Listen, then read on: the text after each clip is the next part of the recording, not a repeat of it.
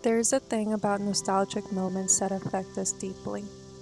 From old cartoons, playing outdoors until sunset, startup tech, anything that takes us back to the good old days. A place we either forgot existed or that we never moved on from. As I scroll through my social media, I'll randomly stop on a couple of videos with pictures of old playgrounds with cicadas buzzing in the background, the sounds of summer arriving once again. Transported back to a simple time where I'm running around with my siblings and cousins, playing tag under the hot, dry Texas sun. Until I saw The Florida Project, a film directed by Sean Baker and released on October 6, 2017. A film centered around Haley, a young single mother who is uncivil with a brusque personality, making reckless decisions and accepting no responsibility, and her 6-year-old daughter, Mooney, is a close reflection of Haley, appearing more like siblings at times. From calling adults inappropriate things to influencing others to join her on risky adventures. A mother and daughter who live in Orlando, Florida, the Sunshine State known for orange juice and Disney World. However, it's a much darker reality for Haley and Mooney, being permanent residents with little money, no job, or stable housing. A story of what it's like living through an impoverished and difficult situation. Sean Baker has made it clear that he drew inspiration from The Little Rascals and other films that focused on the playful nature of children growing up in poverty. I've always been very inspired and influenced by The Little Rascals, the Our Gang series of the 20s and 30s. And if you think about what those were, they were comic shorts set against the Great Depression. Most of the characters in The Little Rascals were actually living in poverty, but the focus was the joy of childhood, the humor that came from watching kids interact and hearing the fun things that they say, the funny things they say. This is why I love The Florida Project. Watching it for the first time, I was in total awe with Mooney and how a child in a rough environment views the world around her, always laughing, running around her neighborhood, and always having fun with her friends. It was a portal to the past, even though my experience was not similar to hers. I was immediately fascinated by how she treated her surroundings as a giant, colorful playground. How she is smart, witty, and confident. No sense of shame for being disrespectful to others. But knowing when adults were upset or in distress. And to be clear, you didn't have to have a childhood as Mooney to understand what it was like to be a kid. It was different for all of us. We all lived through the different consequences of the choices our parents made in their lifetime. The film encapsulates the innocence of children despite their circumstances. And this is where nostalgic moments can be deceiving. In the film, you easily get distracted by a colorful picture, the children's imagination, and the lack of seriousness. But if you push past that, you find yourself on the other side, a reality that is dull, harsh, and full of chaos. Haley said. Haley is no longer a kid, but a grown-up. She is faced with the challenges of making it through one more day, surviving for Mooney and herself. A constant battle. Whether it's life's unlucky hand or just poor choices, you slowly watch as tragedy starts creeping in.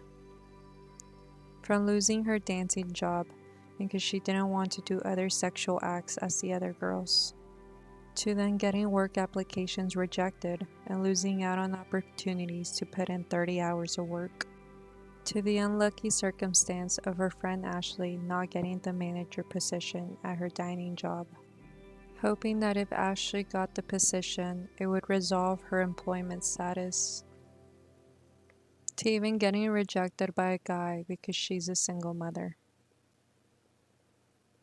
And finally, getting Mooney taken away by DCF. My co-screenwriter, Chris Bragash, brought this world to my attention. Families with children living in budget motels right outside of the tourist capital of the world, Orlando, Florida, and a place that we consider the happiest place on earth for children. all things that Mooney pays little attention to or never really sees. When Mooney and her friends catch the abandoned houses on fire, they go home like it was nothing, promising not to say anything to anyone.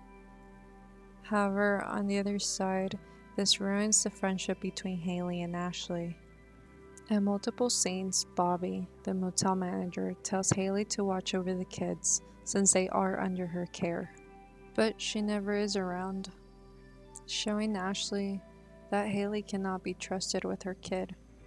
Terrified that if he got caught doing something dangerous or getting severely hurt without her presence, then DCF could take him away. So the film moves on.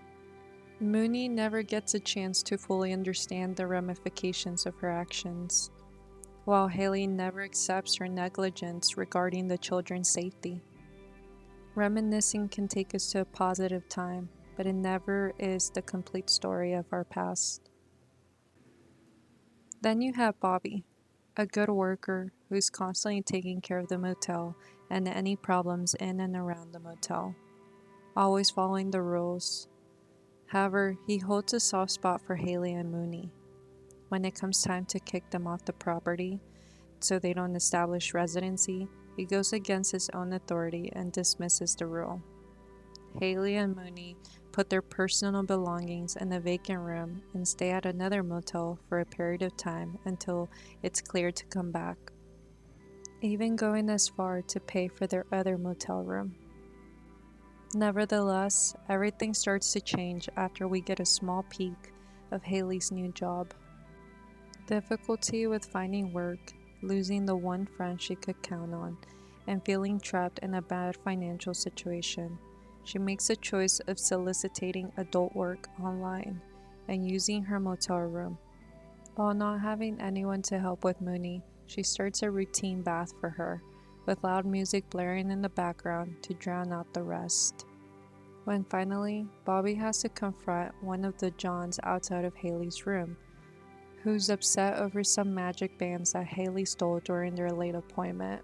Bobby, catching on with the situation, tells Haley that all her future visitors need to sign in at the front desk and leave a state ID. Meanwhile, Mooney watches the whole drama unfold. Obviously, this doesn't go well with Haley, since she cannot sustain another financial loss. Forgetting all the good that Bobby has done, she pushes back on his new role, to the point that Bobby just loses his patience and pushes her away. I think Bobby realizes that he cannot save Haley from herself, that she is the only one that can give herself peace. This is why I believe that Bobby is the one that called DCF on her. At the end of the film, we see Bobby walking away from the tragedy unfolding in Haley's room. He doesn't know how to console Mooney and stops helping Haley deal with DCF. He simply walks away and smokes a cigarette. Mooney is devastated that they're taking her to live with another family, running to Futureland to say goodbye to Jancy for the last time, breaking down in tears. Although a painful moment, it's immediately wiped away when they both run off to Disney World together, getting lost in the crowd, which Sean Baker intentionally leaves the ending open for anyone's interpretation. A possible fairy tale ending, something positive to reminisce about when remembering the past, and not the reality of police officers arriving to Futureland with DCF ready to take her away. A memory that will forever stay in the magic and play at the most magical place on Earth. Meanwhile, on the opposite side of this fairy tale ending is Haley. Her story closes with packing Mooney's bag for DCF, a not so magical ending.